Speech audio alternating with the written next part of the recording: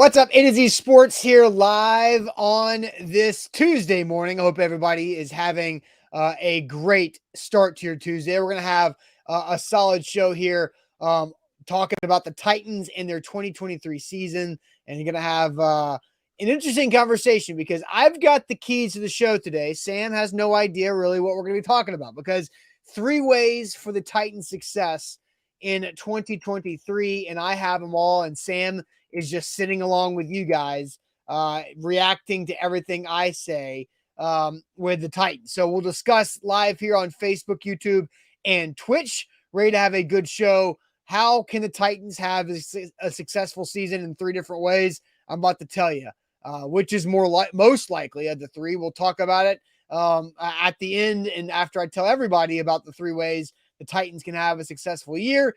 And then it is Tuesday, which means sports trivia back after a week off. So if everybody's excited for our Tuesday sports trivia, 5 questions, 4 sports and 1 non-sports from our guy Sam, as we try to figure out when we can reschedule our full trivia show before training camp begins. But we're going to have Zach back today. So Sam, welcome in. Let's get this thing rolling.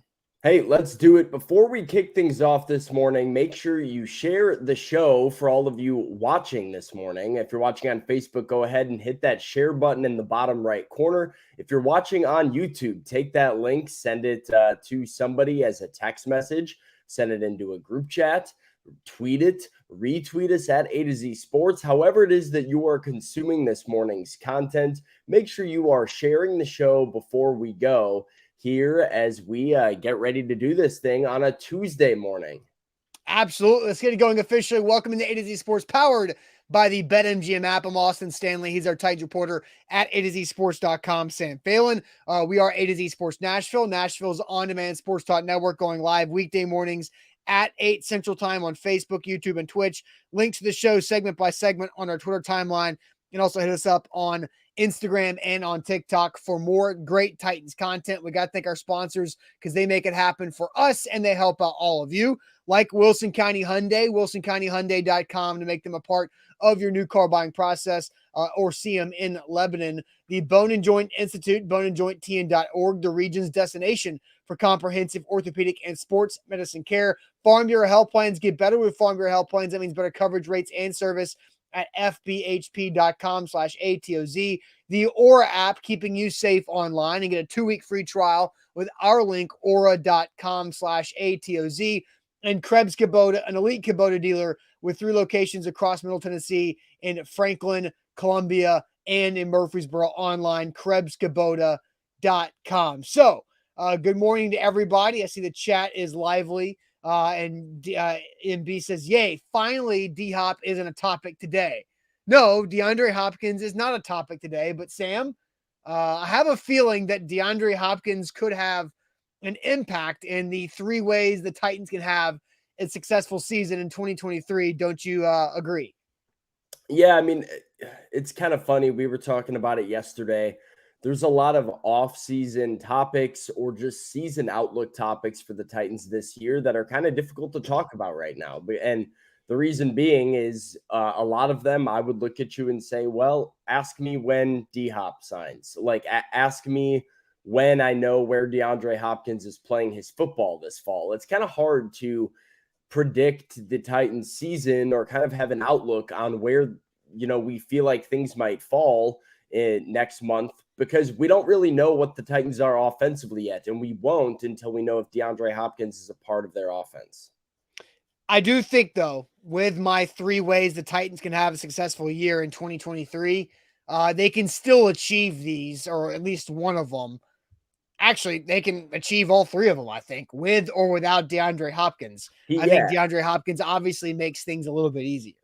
Yeah, I don't know what they are, but You're blind. I'd assume that there are some.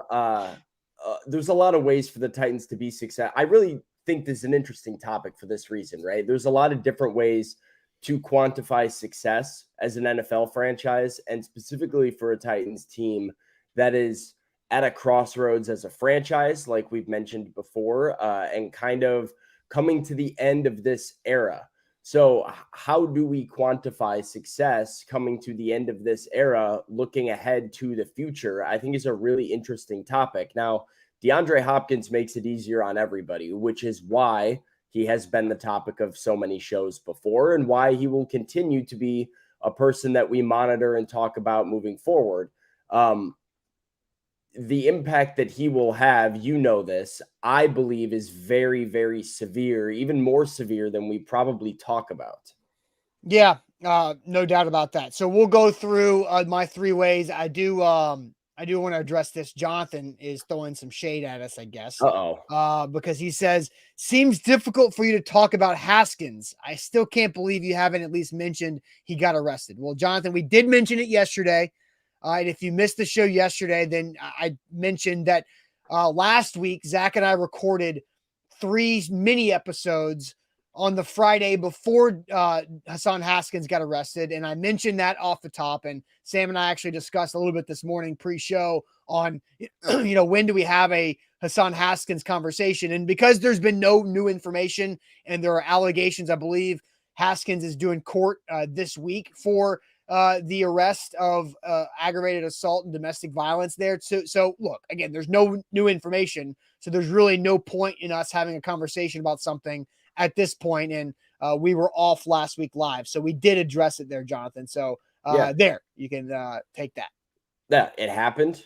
The details are ugly details, and when new information comes out, we will discuss it more and figure out what it means for the Titans and for Hassan, and see where things shake up when more information comes out and there's new information to update us on after a court appearance or whatever. The details are ugly, and there's no denying the fact that this happened, and it's going to affect the Titans in a big way, I think, at least this season. So that's all we can really say about it right now.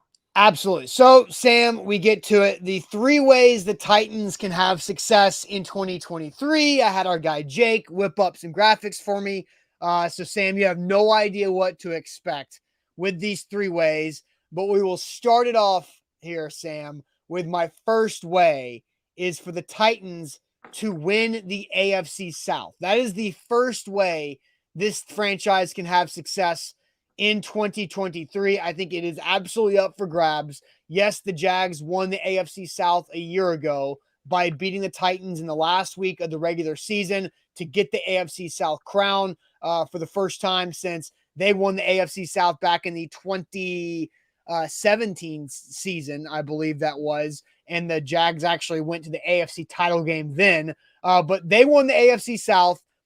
They started off slow. They got hot towards the end. Doug Peterson making the playoffs for the Jags in his first year as their head coach. Trevor Lawrence looked much better in year 2 than he did in year 1 under Urban Meyer, which feels like forever ago that Urban Meyer was the Jags head coach. But then the Jags are building a solid core around Trevor Lawrence, but he's still not anywhere near the Joe Burrow level. He's not Josh Allen. He's not Patrick Mahomes. He's not any of the fringe elite quarterbacks. Trevor Lawrence had a better year 2, but not exactly beat the doors down. So winning the AFC South, I think, Sam, is the first way the Titans can have success because it's doable and it's getting back to the playoffs. It is automatically guaranteeing you a home playoff game. And so I'm not talking about winning a playoff game or not. I'm just saying win the AFC South. And if the Titans do that, that is considered in my mind a successful year because they didn't make the playoffs a year ago. They lost 7 in a row, as we know. But getting back to the playoffs absolutely should be considered a success this upcoming season. So what do you think is the likelihood that the Titans can win the AFC South this season? Yeah, I certainly think it's attainable. And perhaps this is the optimist in me getting closer to the season and getting excited about the season and, just having football back in my life again. But I do feel like the AFC South is up for grabs. Like, it's kind of odd how the narrative around the Jaguars has, I don't want, it's snowballed a little bit, in my opinion. Like, they went from a major disappointment at the beginning of last season to, maybe they're fun, they're playing some better football of late, to the Titans really choking the division away by losing their last 7 games. Yeah. They play in Jacksonville for the division title, and the Titans come out and basically had a chance to win that game before the strip sack on Josh Dobbs that really, turned that thing around in the fourth quarter. The Jags go on to win the game, win the division, and then after throwing 4 interceptions, I believe, in the first half of that playoff game against the Chargers, Yeah. they stage a miraculous comeback in that one as well, win, go to the divisional round, and play competitive football with Kansas City. And it's kind of crazy how quickly we forgot that this is a team that was just a few minutes away from losing the AFC South to the Tennessee Titans.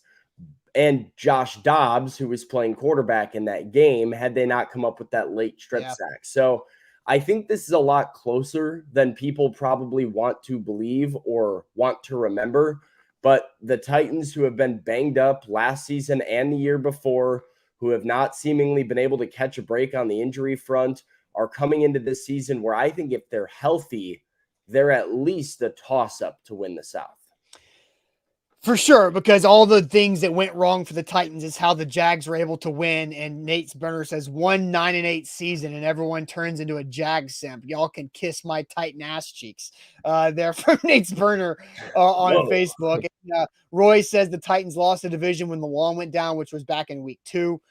Titans Kyle says the Jags won by the Titans losing. Not that they were top tier, they were mid. Just honestly, the Titans handed that to them. And Amnesia says, let's face it, the Jags momentum was solely based on luck.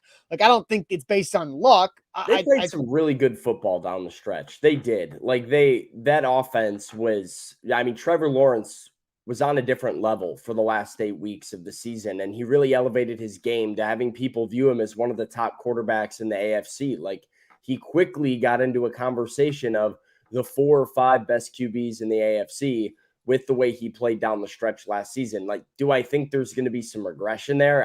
It's certainly possible, right? But I wouldn't say it was luck that got Jacksonville to the playoffs. Yeah, I mean, they won some games against, look, here was how the Jags got there is they played against the Baltimore Ravens without Lamar Jackson. They won that game. They lost to Detroit by a ton. They beat the Titans when the Titans had a bunch of turnovers there in Nashville, if we all remember that one. They beat the Cowboys in overtime. Do you remember that nuts game? That was the Dak Prescott turnover in overtime that was the walk-off touchdown for the Jags, their defensive walk-off touchdown. Then they played the New York Jets on Thursday night, who I can't even remember the name of the quarterback for the Jets. It was the ugliest game. The Jets get up 3-0. Mike White? No, it wasn't even Mike White. Like, let me see if I can find it. Because not Zach Wilson, not Mike White? No, it wasn't Zach Wilson or Mike White. This should be a trivia question later. Yeah, Zach Wilson actually did play in that game. Like Chris Streveler or somebody like that? Bingo, you got it. Chris really? Streveler. Yeah, Chris Streveler was – now, he and Zach Wilson both split snaps, but I believe Streveler is who started that game or came in early. I can't remember. But the Jags beat the terrible Jets. Then they beat the god-awful Houston Texans. And then they really snuck by the Titans. So, like, legitimate wins that the Jags had in their last 7 weeks, the Dallas Cowboys. Yeah. I mean, that's it. They beat the Titans, but with Josh Dobbs.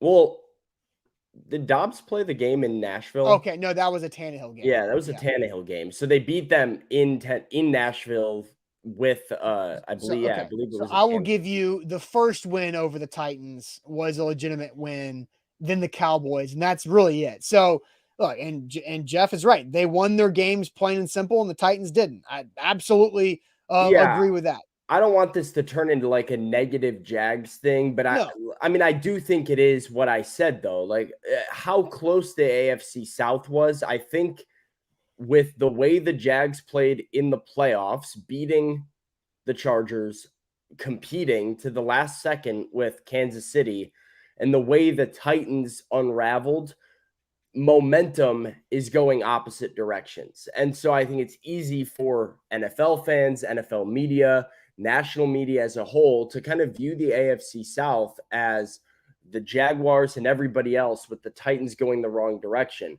But I don't necessarily view it that way. I think it's still going to be very competitive. And frankly, I don't feel like Jacksonville got a whole lot better this offseason. Yeah. Like, I mean, Calvin Ridley could be a major addition for them if he ends up, being the Calvin Ridley of old when he returns.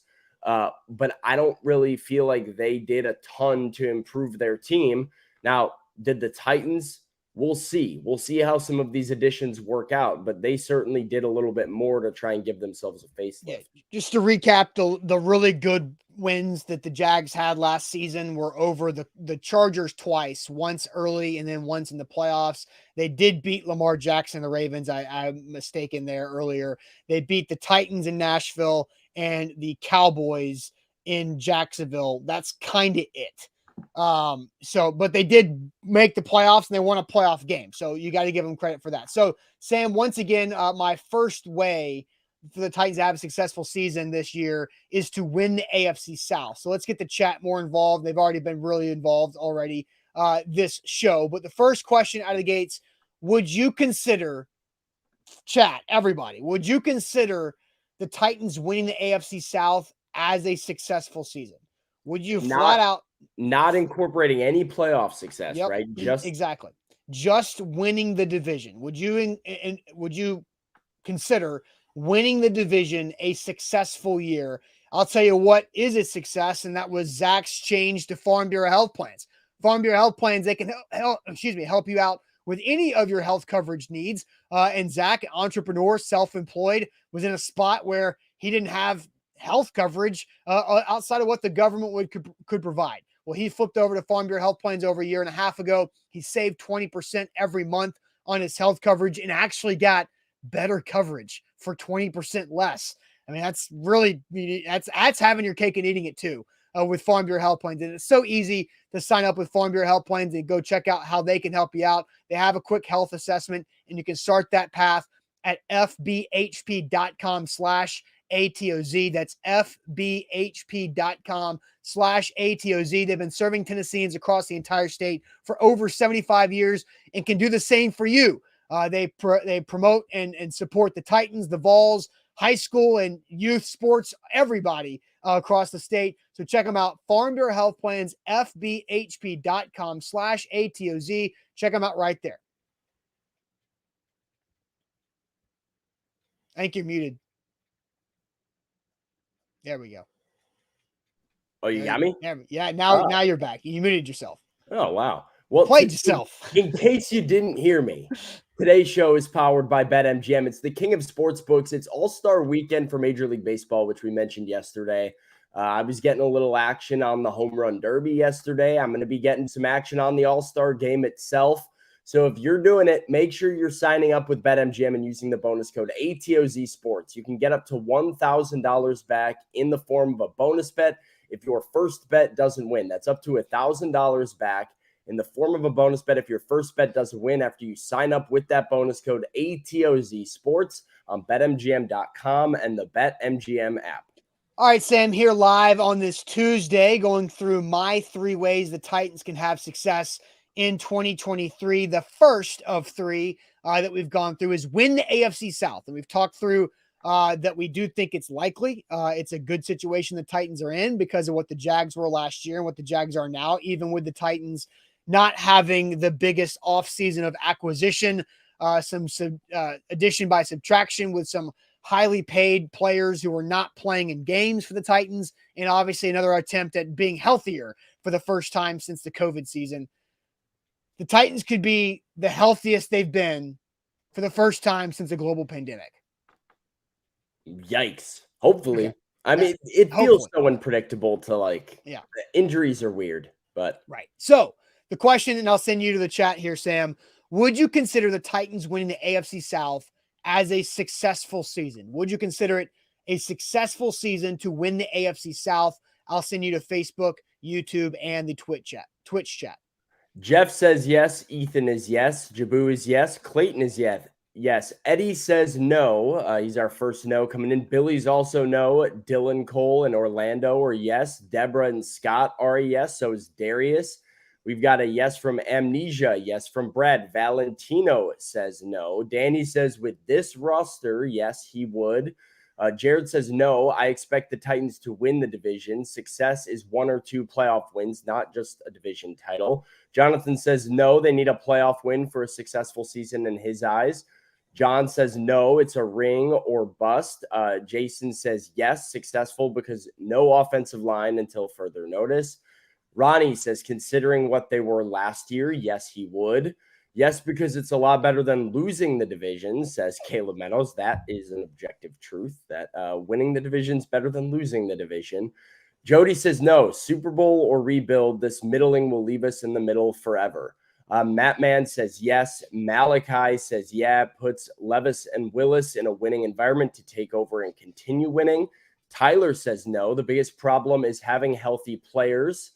Let's see, we got, so kind of a split here. All right, Den says no. Marcus Walker says no. Matt says yes. Tighten Up says yes. Cameron Strong says definitely. Zach and Derek are both in the yes campaign.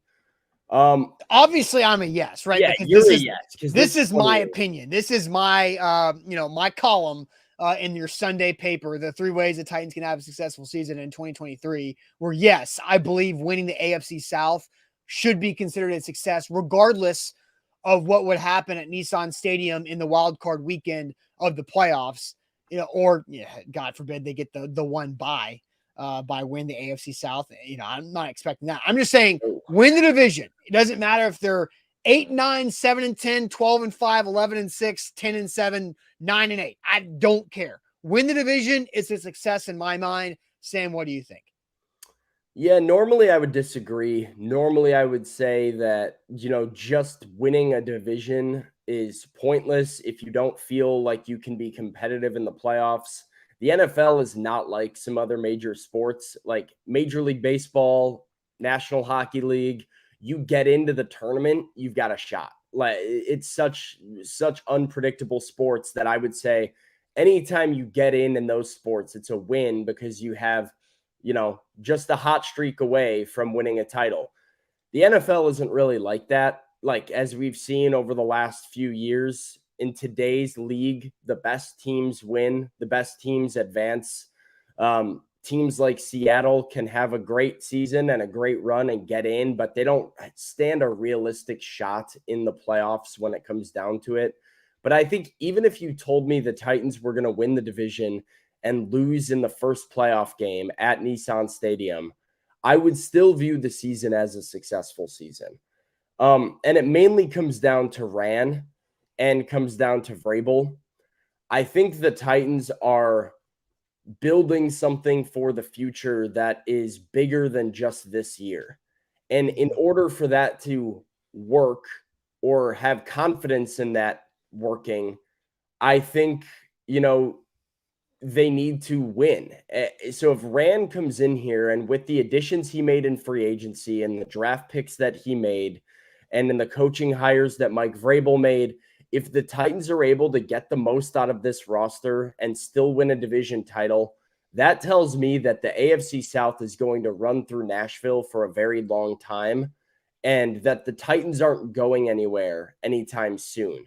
So that would be a win in my eyes. I'm not sure the Titans are equipped to make a legitimate Super Bowl run, but if you're able to make the playoffs in years that you don't feel like you're equipped to make a legitimate run, that's the sign of a very sustainable and successful franchise that's going to continue to put winning efforts forward. Yeah. So Matt says just get in. Bork says, Austin, please explain the morning paper is for anyone under 25. Sam, did you read the paper when you were a kid? I don't know if I read it. I had one. Like I would grab it and look at the sports section, and I mean, it didn't really tell me anything new. I guess that's true. I had Sports Center, so like I would, but I would see. Here's the problem, Sam. You don't even know what like Sports Center replays are. You've only known live Sports Center all day long. What do you mean Sports Center replays? Exactly. That's what I mean. You don't even know that. They used to have 1 hour of Sports Center that they had out at like 9 a.m. and it looped until like NFL Live at 3. I feel like I remember that some. Oh God, what a day. I mean, you could I I could definitely had that when I was a kid. But yeah, anyway, so Funny. the same hour of Sports Center would loop every time, and then you'd be like, all right, top 10 plays is coming up at the end of the hour. And that was a big deal if you caught the top 10 plays at the end. So, Sam, I think for me, yes, I agree with you. Obviously, I do think winning and starting a winning culture with Rand Carthon and Mike Vrabel together is a big deal. I also think that, like you mentioned, the Seattle Seahawks, they didn't win the NFC West last year. They made the last wild card spot at 9-8, Yeah. but it was a surprise, and nobody expected the Seahawks with Geno Smith to do that, and it set themselves up for a way to really build something moving forward. And I kind of go back to 2016, the last time the Titans changed GMs, and John Robinson didn't make the playoffs in 2016. That was when Marcus Mariota broke his leg in the second to last game. They were 9-7. I think that was a successful year, but it showed enough that this team is legitimate and can be a winner built by the GM. And I think I agree with you there. I also just feel like, and I want to go back up to a comment that I saw from somebody about, let's see, Dadson says, because I find it odd how with 32 teams, you can lower your standard expectation that 8 of those teams aren't contending, isn't doing something special and rare and unique. They've already made the million-man cut. So I get what you're saying, but I think we all understand that in the NFL, there are not 8 contenders in any given year. Yeah. And just because you win your division does not mean you are a Super Bowl contender. I think we all understand that that's not how it plays out. I would That there hope are, so. I would really hope so. Like I saw the just get in comment. Like I just don't believe in that in the NFL. When was the last time a team that was like a major underdog and just snuck in made a run to the Super Bowl? Like I think of the New York Giants, but like that was almost a decade ago now. over a decade. I think over. Like it doesn't happen in today's league. You know, you have the best 3 or 4 teams and some combination of them go to the Super Bowl. And so yeah, like the standard is still to be a Super Bowl team, to be great, not good. But you also have to be a realist and understand where the Titans are as a roster and the mess that Rand was handed by John Robinson, this offseason. So, if in 1 year you're able to turn the mess that the Titans had with all the cap difficulties they had into a team that wins a division that now is going to have, what is it, $80 million in cap space next summer, you are now setting yourselves up for long-term success to make that jump to great. But I don't really believe it's fair to expect a jump from mediocre to greatness. Ironically, do you know the last wild card team to win a Super Bowl? Last wild card team to win a Super Bowl. Yeah. Oh boy. It's a lot more recent than you would think. We just don't think about that because people are saying the Bengals. Didn't the Bengals make the Super Bowl as a wild card? No, the Bengals won the AFC North in Joe Burrow's second year. They were the 4 seed and made the Super Bowl because they beat the Titans as the 1 seed. Nick Foles with the Eagles. If you remember, the Eagles were a 1 seed that year. They were awesome that year. Carson Wentz got hurt in December. The last wild card team to win a Super Bowl. I'll just tell you, it's Tom Brady's Tampa Bay Buccaneers, because that was when Drew Brees and the Saints won the NFC South. And right. I mean, that's interesting. Yeah. But I think we understand that because it's, if you got 2 12-4 teams, 12-5 teams in the same division, I think they can both be viewed as contenders.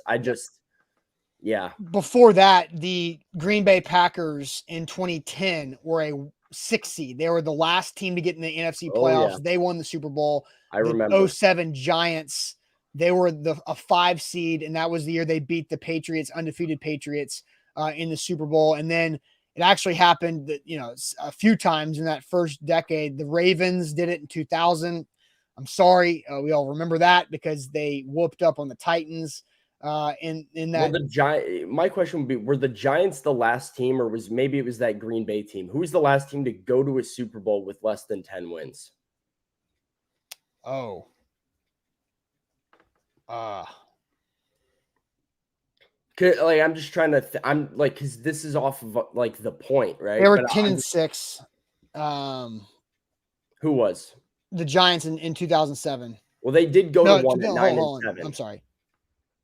That was the wrong year. They were 10-6, and They went to one at 9 and 7 one year, which was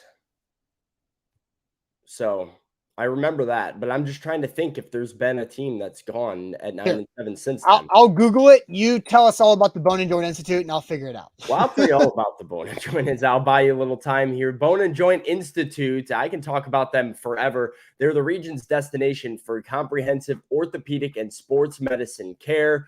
Whenever you get hurt in life, you have to know who you can trust, and you can trust them at boneandjointtn.org. They have a state-of-the-art rehab facility to assist in your recovery, and everything is all under one roof at the Bone and Joint Institute. They're located out in Franklin. You don't have to worry about driving all over Middle Tennessee to go to a bunch of different appointments. There's nothing worse than having to go to rehab at one spot, get an x-ray at another spot, and keep going from point A to point B. No, clinic, rehab, surgery, imaging, testing, it's all under the same roof out in Franklin. So go and visit our friends at the Bone and Joint Institute. They're who you can trust, boneandjointtn.org. Also, with BetMGM, you can always win big with our first bet offer by using bonus code ATOZ Sports. That's bonus code ATOZ Sports to get up to $1,000 back on your first bet if you miss out in bonus bets right there. So that's with BetMGM, bonus code ATOZ Sports when you sign up with the BetMGM app. So the New York Giants were the last franchise to win the Super Bowl with under 10 wins in that regular season. That's when they won in 2011. They were a 9-7 regular season team. They did win the NFC East. So that's kind of what we're talking about. So when we're going through, the ways the Titans can have a successful 2023, and that's winning the AFC South, excuse me, is my number one. They can, the Giants, 2011, the last team to win their division with less than 10 wins and make the Super Bowl and win it. So that's the last time that's happened. Yeah, I mean, not surprising, right? That it was over a decade ago, and that's probably what you're talking about here. Like, if the Titans go 12-5 and win the AFC South, it's a different conversation because then they might be viewed as contenders in the AFC playoffs, and that's a different hypothetical. I'm kind of viewing more of a scenario where they just do enough to get in, but aren't really viewed as a legitimate threat. I still think that can be successful, though. But I think it's important to keep that in mind when we talk about expectations and, the standard for what the team should be striving for. Yeah, no doubt. All right, on to my second way the Titans can have a successful season in 2023. So it's either winning the AFC South and saying this might make things interesting, get a top 5 draft pick. I think that would be a success for the Tennessee Titans. Is if you don't win the AFC South, I would still consider it a success if the Titans get a top 5 draft pick in the 2024 draft. Now, that's kind of a can of worms I just opened on you right there. So I know you've been blind this entire show. Yeah. What are your thoughts on a top 5 draft pick season being considered a success? No. Ooh. My reaction to it is, one, if you're talking about getting a top 5 draft pick, my follow-up would be, why are you bad enough to get a top 5 draft pick? And what does that mean for your long-term goal or plan? Like, does that mean Ryan Tannehill was just awful? I don't think so. So maybe it means Ryan Tannehill got hurt and Will Levis was awful, or Malik Willis continued to be awful.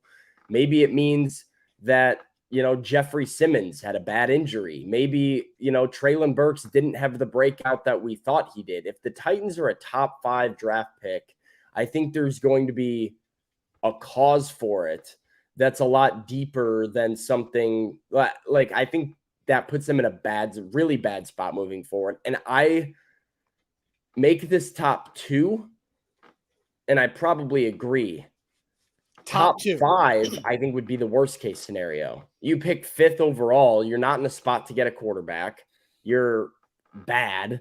You're not getting, one of the elite players that, like, at the very, very top of the draft. You kind of have to settle for the second tier of prospects. That would be the worst scenario for the Titans, in my opinion, would be coming in right around that 4 to 6 pick in the NFL range. I think you either need to completely tank, which I don't think is realistic, or win. So that's my initial thoughts on that. I'm not sure. I have a hard time seeing how there's success in that. So I'm on NFLDraftBuzz.com. Let's just say, chalk happens this college football season, which never does. But let's say the top 5 prospects remain the same. And the Tennessee Titans are a top 5 picking team after the year. Here are NFLDraftBuzzes.com top 5 draft prospects in order. 1, Caleb Williams, quarterback, Southern Cal. I think you'd be cool if the Titans got Caleb Williams in next year's draft, regardless. Yeah, right. 2, Marvin Harrison Jr., wide receiver, Ohio State. I think everybody would celebrate that draft pick. 3, Drake May, quarterback, North Carolina. I think he's going to be a lot better than the previous quarterback to go high in the draft out of North Carolina, and your buddy Mitch Trubisky there, Sam. Hey. But I think Drake May would be an interesting draft pick if the Titans had a top 5 draft pick. You were talking about Sam Howell. That's who you were talking about. He didn't go in the first round. Yeah, but I'm going to pretend like that's who you're talking about. We're not throwing strays at Mitch on a Tuesday morning. Come on. Yeah, we are. Yeah, we absolutely are. Number 4, cornerback out of Alabama, Kool-Aid McKinstry. I think that would be a slam dunk need if the Titans get a top 5 draft pick. It's because they're probably moving on from Christian Fulton. Caleb Farley didn't pan out. And so a corner is a massive need in the top 5. I think maybe you trade back. Who knows? I'm not talking draft on July 11th too much. But I think Kool-Aid is a legitimate dude in the draft. And number 5 on NFLDraftBuzz.com is tight end out of Georgia, Brock Bowers, who is a stud. Yeah. And I think would be a great piece moving forward. So I'm saying you get one of those 5 guys, it's not terrible. I mean, those are great prospects, and I think would be Titans would absolutely welcome the addition. But then it comes back to my first point, which is if you're down in the top 5, what is the reason for you being that bad? And do any of those players, I think Drake May or Caleb Williams might, but change the trajectory of your franchise significantly enough where the trade-off of being that bad is worth it? Because of all those reasons I said, right? What if it means that Traylon Burks doesn't break out or gets hurt, or Jeffrey Simmons is injured, or, Ryan Tannehill's hurt and the backup quarterback who you thought was the answer is bad? If you throw Will Levis out there next year and Malik Willis out there and they're bad because Tannehill's hurt, and then you're not in a position to draft Caleb Williams, what do you do then? You don't have a quarterback moving forward. So, but I think if you're top 5, because I get what you're saying, and I think a lot of things have to go wrong for the Titans to be a top 5 draft picking team. But I think where I'm at is if they do get a top 5 pick, there's an opportunity to get it right.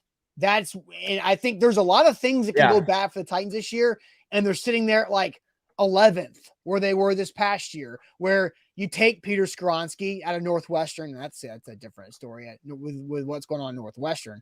But I think that's where you're kind of in that no man's land of drafting the first round, and you don't have the opportunity to truly draft a franchise-changing player in the middle of the round, but you do in the top 5. That's where I think top 5 draft pick, I'm okay with that. I consider that success because a ton of things did go wrong, but now you have the draft slot to fix it. I view it as, I view a trade-off. Like weighing both options of, I would rather the Titans be middling in their record this season because they were incomplete but had a lot of pieces go right, than be really bad and have a, as you said, a long list of things go wrong to put them in a spot that they're a top 5 draft pick in the name of a draft pick. Because I think the process that would get you there probably is bad news for the rest of the roster. So you would rather the Titans be the Pittsburgh Steelers of last year Yes. than the Indianapolis Colts of last year. Yes. I think where they're at as a franchise right now, like I'd rather Peter Skoronski be good, Treylon Burks be good, Jeffrey Simmons stay healthy, Harold Landry stay healthy and show he's got something in the tank. Maybe Will Levis step in and show signs of being the guy, the next guy, and have some positive flashes on, a mediocre team, than have a lot go wrong and have them be a top 5 in a top 5 spot. Because like I said, they have money coming off the books next year. They have a general manager who I like to think has the answers for how to build a winner. And if they're even just okay this season, I think there's a lot of hope for Titans fans moving forward with what they could do next offseason. If this thing goes, in the toilet this year and you end up top 5 in the draft order, they're not turning it around for 2024. They might not turn it around for 2025. Like, rebuilding from that level of bad takes a lot of time. Yeah, and you're talking about a top 5 draft pick. You're having no more than 5 wins, right? It's probably going to be less, 4-3, 4-13. Yeah, type yeah, of season. Exactly. All right, so Sam, you mentioned that you think this would be a top 5 draft pick would be a worst case scenario type situation for you. Yeah, probably. As if it's not top 2, yeah. I think my third way the Titans can have success, if they don't figure this out, I think that could be a worst case scenario. I'll get to that. My third way the Titans can have success this season, just to recap the first 2. Again, these are all different, right? It's like win the AFC South, that's a success. Top 5 draft pick, I think is a success for the Titans because they have an opportunity to fix it. So now for my last way the Titans can have a successful year in 2023. I'll get to that. But first, let me tell you guys about Aura and the Aura app and how it can help you stay safe online. All you got to do is sign up with Aura with our link, aura.com/ATOZ, and you get a 2-week free trial to help you stay safe online, whether that's checking your passwords, your identity and credit theft monitoring. If you've got data brokers that have your information that are selling it to robocallers, spammers, junk mailers, they can opt you out of those on your behalf automatically. And that happened with me. It happened with Sam and Zach and Andrew, our Nashville sales guy, is that we signed up with Aura and now we get a lot less spam calls, and robocalls are annoying as hell. And Aura can get rid of them. I also get less junk email lists that I didn't subscribe to in my inbox every day because Aura is helping me out. Opt out of those on my behalf automatically without me lifting a finger. And it's so easy to sign up with Aura. It takes all of like 3 minutes maximum to sign up with Aura, and do this with our link. That's aura.com/ATOZ for a 2-week free trial. I got rid of data brokers in like 6 days. So a 2-week free trial is a great opportunity with aura.com/ATOZ. Today's show is powered by BetMGM, the king of sportsbooks. You can download the BetMGM app and use the bonus code ATOZ Sports to get up to $1,000 back in the form of a bonus bet if your first bet doesn't win. If you listened to me yesterday and you bet on my guy, Luis Robert, in the home run derby, he put on a show in that first round. Now, if you bet on him to win the derby, you lost, but you got your money back if you use BetMGM in the bonus code ATOZ Sports. But there's an all-star game tonight, so maybe sprinkle a little bit on there. If you don't have BetMGM, get BetMGM, sign up with that bonus code, and you can't lose. You're getting that money back in the form of a bonus bet if your first bet loses. That's the best way to do it right here. I will be getting some action on the Major League Baseball All-Star game. You should too. BetMGM.com and the BetMGM app, the king of sportsbooks. All right, Sam. So now I've got the third way the Titans can have a successful season in 2023, and that is simply finding the answer of who is the quarterback of the future. And that could be any different answer. But I think what we kind of talked about with a top 5 draft pick is regardless of what happens in 2023, the Tennessee Titans need to know who is their starting quarterback going into 2024 and feel fairly confident in who that player is. It could be Ryan Tannehill. It could be Will Levis. It could be Malik Willis. I don't care. It could be a top 2 draft pick in Caleb Williams or Drake May. But they need to end the 2023 campaign knowing who they're planning to ride with in 2024. If they don't know that answer, then I think they left that some out there in 2023 and had some unfinished business in the 2023 season. What do you think about that one? I'm on board with this one. I agree with this one. I mean, I think you can be not successful in your win and loss record while feeling better about your future. Direction is a word that I like to use for this team and what they need to find in 2023. I think they really need to find their direction, understand what they are, what their pieces are, and then move forward building around those pieces. I keep mentioning the money that the Titans should have available to them in free agency next offseason. Well, what you do with that money matters, and having some intention in spending money in free agency matters. So, and as we know, the National Football League revolves around the quarterback position. Having your quarterback figured out, knowing what you are at quarterback is essential to really making all the other cogs in the wheel turn.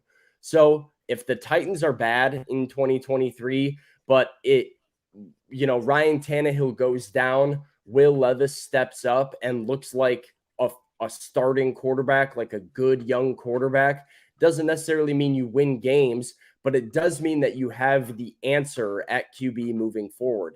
If Malik Willis is the guy that steps up and wins games for the Titans or just plays really well for the Titans, you can then proceed building around Malik.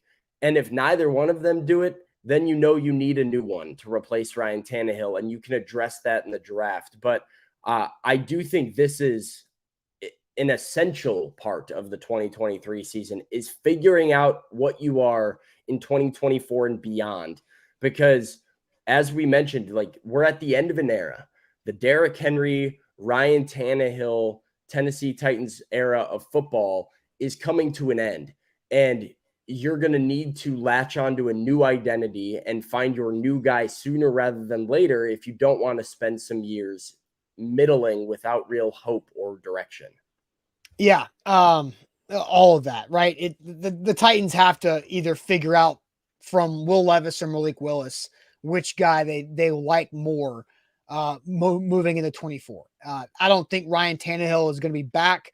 Roger asked this question, says, so if Tannehill balls out and the Titans go to the playoffs, then what? Resign a 1-year or 2-year deal, turn it over to a young guy who hasn't played because Tanny played well. And I think that's kind of the rock and a hard place the Titans could absolutely find themselves in. Yeah. Is if Tannehill does have a really good year, what then? And I don't want to spoil a whole nother topic and conversation that we can have later on as we approach training camp and get into training camp. But, I think it's going to be an uphill battle for Ryan Tannehill to earn a new contract from the Tennessee Titans to be back after this year, regardless of how well he plays. I do think, and I know, Sam, you agree with this. Yeah. There is some good in clean breaks, right? His contract is up. You got a couple void years on the end of it to spread out the money, but no big deal. But it's a clean break. He can move on, and then you can have an opportunity to reset. I know you kind of line with that too. Yeah, I think it'll be difficult. And I really think if you are between a rock and a hard place, like you said, that question comes down to the rest of your roster and how prepared to win you believe the rest of your roster is. Like, I can see the argument for bringing Tannehill back on a 1-year deal if it's affordable and if you really feel like you have enough horses to make that jump to Super Bowl contender next season. It really comes down to how the season shakes out and how you get to that spot, how many holes you feel like you have, and how prepared the team around him is. I think you have to be great around Ryan Tannehill in order to justify bringing him back. So it's not really something you can answer ahead of the season, like what if they're in this scenario, because I do think how it plays out, what players perform and what players don't perform would impact like the view of the team moving forward. So yeah, and Dadson says the cost of Tannehill is more of an issue. And then which here's is another. true. I mean, Ryan Tannehill plays really well and gets you to the playoffs. He's a free agent that's going to want a lot of money again. So like his cap hit's not going to go down, even if it's just on a 1-year deal. Like he's going to be pretty expensive.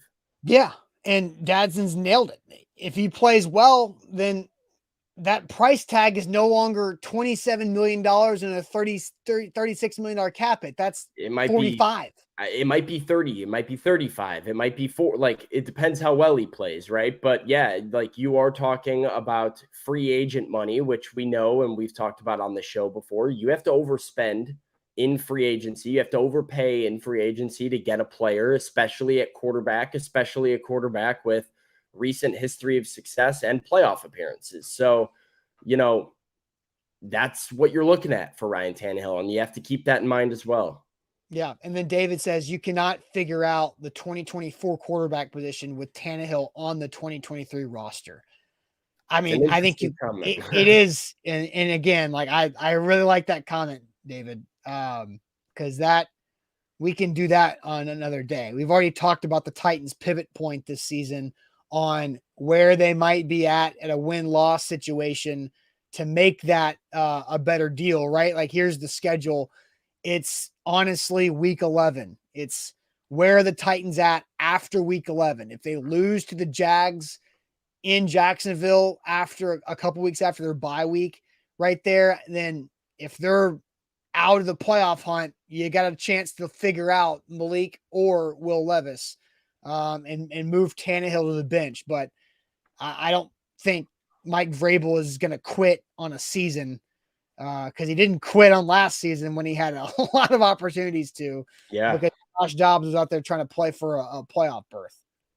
It depends how Jacksonville does. Like, Yeah. I mean, part of the reason Mike Vrabel couldn't quit last season was because you were a win away from the playoffs. And, you know, any head coach is going to, you know, keep the pedal to the metal and try and win that game and win that division. But, you know, if you are after week 11 and you are not great and the Jaguars are running away with the South and the playoffs are no longer a realistic end goal, then how do you pivot? So, I mean, it does matter where you're at in the division as well. But that's an interesting idea. Like, can you figure out the 2024 QB situation while simultaneously starting Ryan Tannehill in 2023? Yeah, Interesting dynamic. Not easy. Hey, these are my 3 ways the Titans can have success in 2023. They could all happen in different ways, right? Win the AFC South, top 5 draft pick, and quarterback of the future is answer right there. So, Sam, maybe an article is in store for you later today, kind of diagnosing in your own thoughts on my opinion of 3 ways the Titans can have success. But it is time for Tuesday Sports Trivia here on the show. You've got 5 questions for us. We're going to try to do our best to answer them all. But first, I'll tell you guys about Krebs Kubota. They are Middle Tennessee's preferred equipment provider with all types of equipment that they have there at the 3 locations in Murfreesboro, Franklin, and in Columbia. An elite Kubota dealer, which means Krebs Kubota has access to the best equipment in the industry with the Kubota brand. Also have perks when it comes to warranties and service and part situations. And in the Krebs name, that is where customer satisfaction really comes into play to help you out. If you have to do any type of project or have any application around your property, big or small, Krebs Kubota is there to help you find the right piece of equipment, the right implementations to get that project taken care of, to do it safely, to do it cost effectively, and to not just have things that you don't need. So Krebs Kubota, check them out right there. Once again, an elite Kubota dealer with 3 locations across the mid-state in Columbia, Franklin, and in Murfreesboro, online at KrebsKubota.com. Today's show is powered by BetMGM, the king of sportsbooks. Use the bonus code ATOZ Sports on the BetMGM app and get up to $1,000 back in the form of a bonus bet if your first bet doesn't win. Place your first wager with that bonus code, and even if it loses, you get your money back in the form of a bonus bet up to $1,000. You can make every game and every play mean so much more. Visit BetMGM.com for terms and conditions. 21 years of age or older to wager. Tennessee only new customer offer. All promotions are subject to qualification and eligibility requirements. First online real money wager. Only rewards issued as non-withdrawable bonus bets. Bonus bets expire 7 days from issuance. For problem gambling support, call the Tennessee Red Line at 800-889-9789.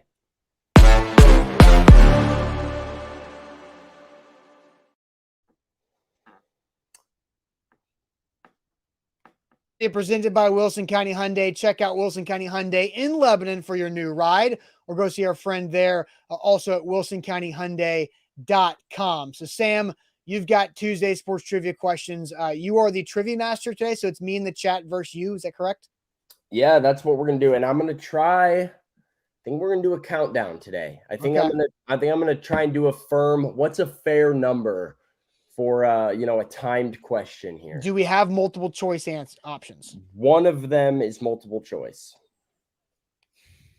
All right. So, a minute I think feels fair if there's not a lot of multiple choice options. I think a minute is fair.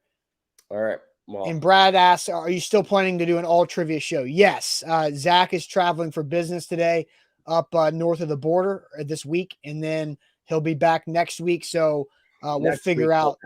We'll figure out a day next week for all that. All right. So 1 minute, I guess. 1 minute.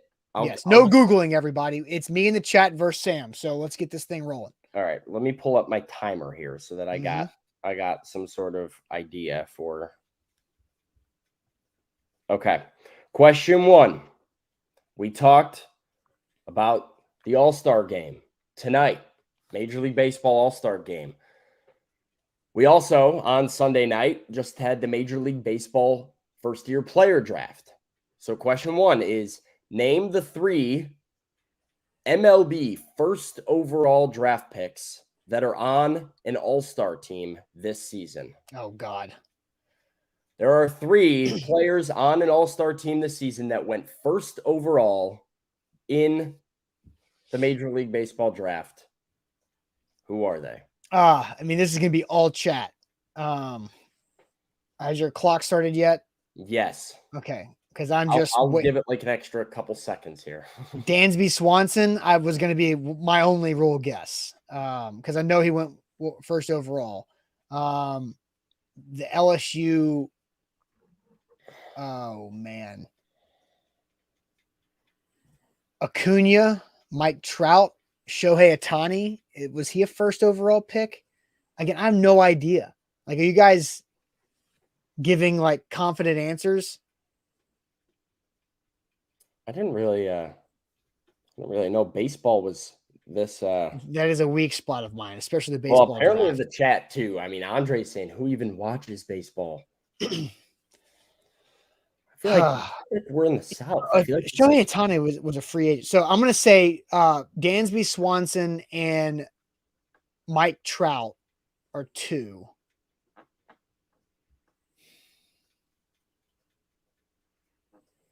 We've got 20 seconds. Was a little lenient on time for this one because we got multiple answers. So. Yeah, it's tough. Bryce Harper? Do we want to lock that in? Swanson, Trout, Harper? That's fine. I'm okay with that. Final A to Z, Harper, Dansby, and Trout.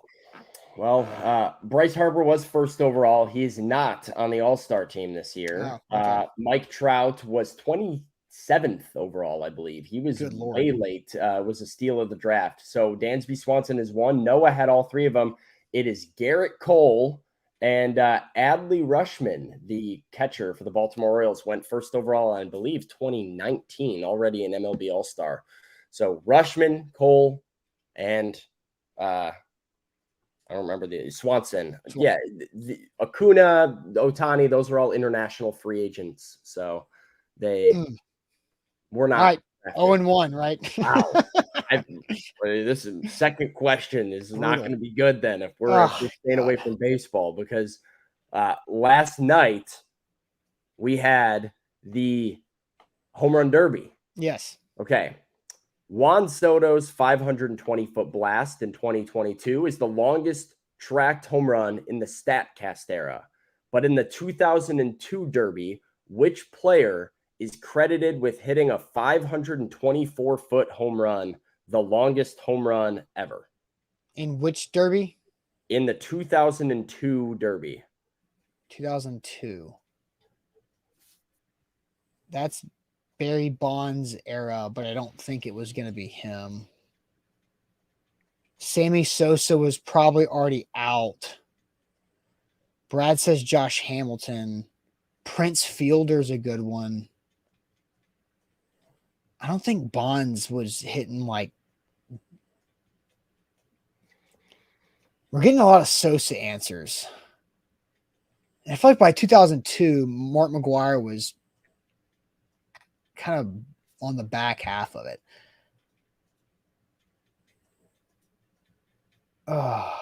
Pujols would be a good one. I mean, Sammy Sosa's getting a ton of answers here in the chat. Let's go Sammy Sosa, final A to Z.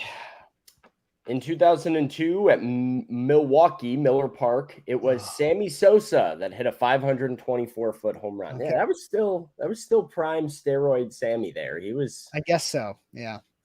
So yeah. Correct on question 2. Okay. Right. We were just talking All-Star game.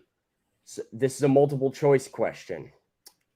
Which Major 4 sports city has been around the longest without hosting an All-Star game? Which Major 4 sports city, that means they have one of the Major 4 sports in their city, has been around the longest without hosting an All-Star game? A, Winnipeg. B, Buffalo. C, Indianapolis.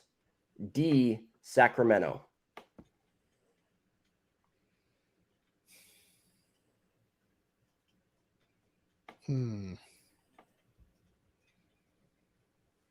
I think Indianapolis has had something. So Sacramento, Indianapolis, Buffalo, Winnipeg. The Sabres, that would be in like end of January. I think Buffalo's a good guess. I'll go. Let's go Buffalo, because obviously the Pro Bowl's not there, and the Sabres, that would be a terrible time to have the NHL All-Star game in Buffalo. And they've been around for a bit. I'd say Buffalo, final A to Z. The correct answer is Winnipeg. Winnipeg, home of the Winnipeg Jets. I believe they've had a team since of some kind, because they've had 2 different franchises there, but they've had a team since 1979 and have not hosted an All-Star game in Winnipeg. So that was 1 and 2. Number 4. Who is the only NBA All-Star to also play in Major League Baseball? Major League Baseball. In Major League Baseball, in the major leagues, the only NBA All-Star. Like not the AA, not the Birmingham Barons. The answer is not Michael Jordan. Yeah. NBA All-Star, memorable NBA player too. NBA champion. Multiple time NBA champion. To play in the major leagues. Titans Cal says Danny Ainge. That feels like a Dave Winfield. I think Danny Ainge feels like a really good answer here. That guy was a stud in like every sport.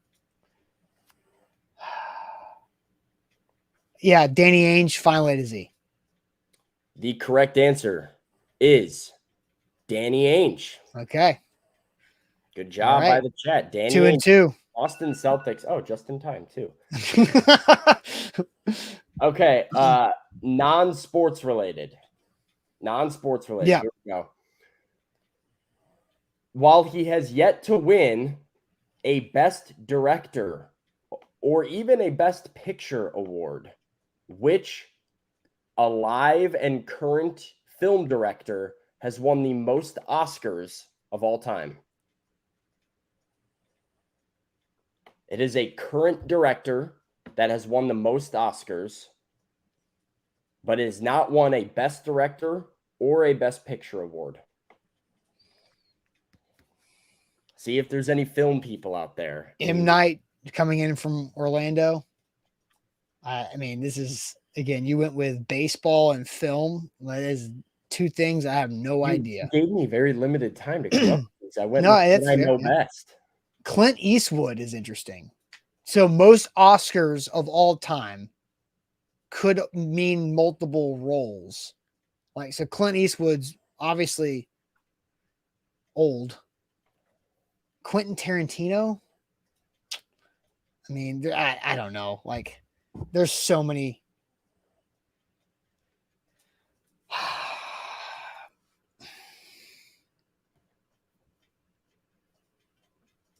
Man, I don't even know what to do. Scorsese, Spielberg, Clint Eastwood feels right because he's never won Best Director or Best what? Or Best Picture. Does that count as a director? I'm not sure, Okay. to be honest.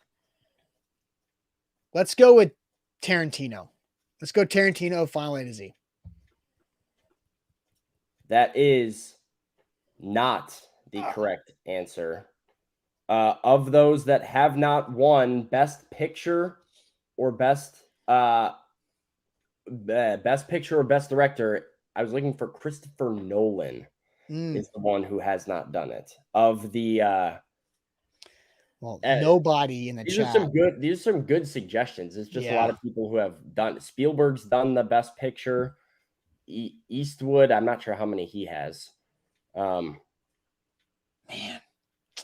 that's brutal. That's tough. It was a tough gauntlet today. Apparently, so we got two right. We got Sammy Sosa and Danny Ainge. Guys, just because I ask good, hard questions doesn't mean my questions suck. It just means you guys gotta get them right. Yeah, I think not having multiple choice answers is tough. Multiple choice is too easy, man. It just allows for deductive reasoning. But anyway, hey, tough trivia bout here, but we'll be better next time. That's the goal. Maybe we'll figure out when our full trivia show could happen with Sam as trivia master going through what he's prepared for us. And yeah, apparently not. Apparently, I'm kicked off the trivia duty here. No. All right. Well, hey, that's it for today's show. Make sure you give us a like, hit that thumbs up button. That helps us out on multiple platforms. And so there's always more people watching that have hit that like button. So if you thought Sam's answers or questions were too hard, hit the like button for us. That would be great. And then Buck Rising will be back live tonight, A to Z Sports Primetime. We'll see you guys tomorrow morning on a Wednesday. Appreciate it as always. Have a great rest of your Tuesday.